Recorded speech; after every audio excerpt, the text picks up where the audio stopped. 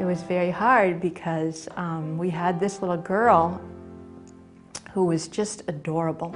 I mean, from the minute she was born, she just was stunning and adorable, but she hardly ever smiled. And we didn't know why. I mean, we tried so hard to figure out why she was so unhappy. And it was pretty tough. Gracie had been suicidal for years, you know, since she was about 3 or 4. She would talk about, I remember one time she said, I just want to go home. She was about 6. And she said, I just want to go home. She was crying and she was in the middle of this fit, and she said, I just want to go home. And I said, Gracie, you are home. And she said, no, not here. Back to where I came from. I don't want to be here. I've never wanted to be here. And I knew what she was talking about. She remembered or had some sort of memory of before she was born, and she was intent on going back there. And the older she got, the more she was able to really express that she did not want to be alive. We tried different psychiatrists, and we tried therapists and our pediatrician, and pretty much across the board, everyone suggested that we do drugs, that we give her drugs. That wasn't that unusual, and lots of the kids were on them now.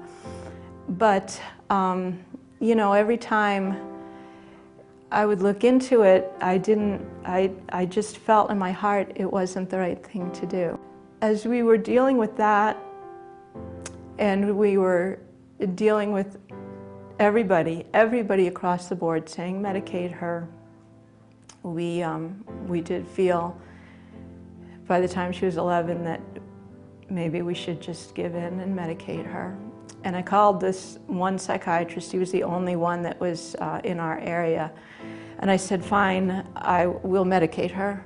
Just prescribe something and call it into the pharmacy, because she's off her rocker right now and I can't go another hour.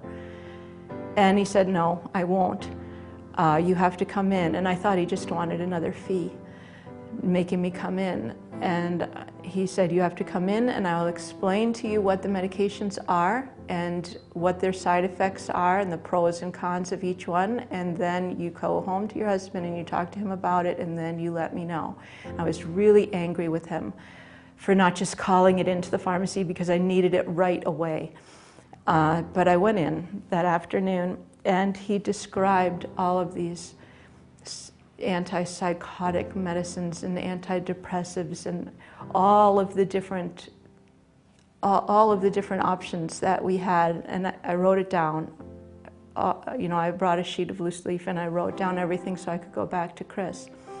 And I was getting more and more depressed as he went on, because I knew every time he listed off a medication and what it would do and how he would have to give her an additional medication to counteract the effects of this medication, I knew that I couldn't in my heart, even though we were desperate and that we might lose her, I couldn't give her these drugs.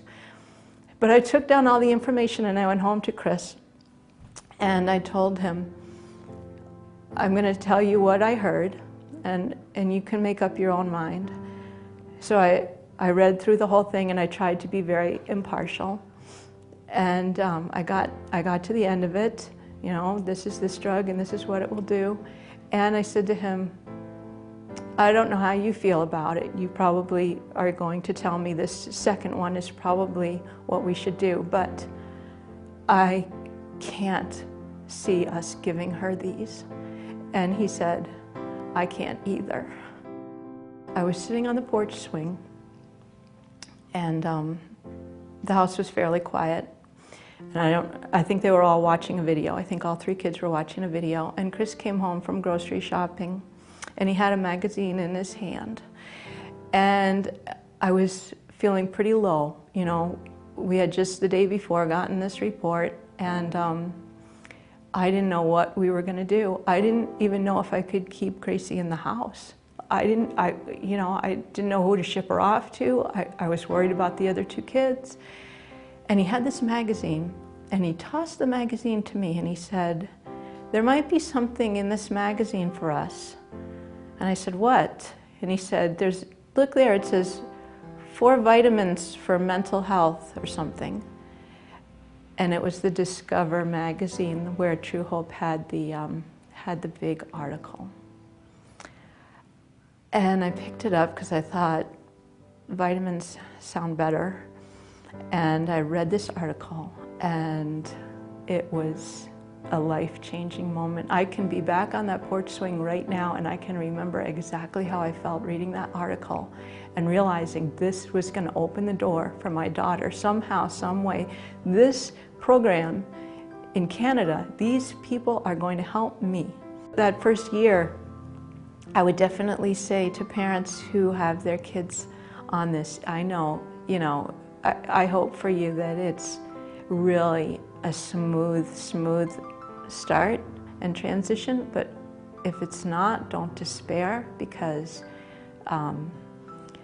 just stay with it. Just do anything that you can to get your child to be compliant with taking the vitamin, because once they get compliant, what a wonderful world that is, I mean, Gracie takes the vitamins 3 times a day. Sometimes she might forget, or it'll be late at night and I'll be saying, "Gracie, you didn't take the last set," but she'll go down and she'll take them. Because a compliant child, then you're really on the road to recovery, because they're getting those vitamins at the intervals that they need them, and they're going to work. It's just so wonderful to see her be able to enjoy life, because there was no enjoyment of life at all before. The only time Gracie enjoyed life before vitamins was before True Hope, was when she was on a roller coaster. And Chris and I used to think we should just get a trailer and live next to the amusement park, because she loves a roller coaster, because that was the only time we saw her smile. I pray every day that True Hope will be around forever, because we can't afford for True Hope not to be around forever. So I definitely thank the founders for sticking it out.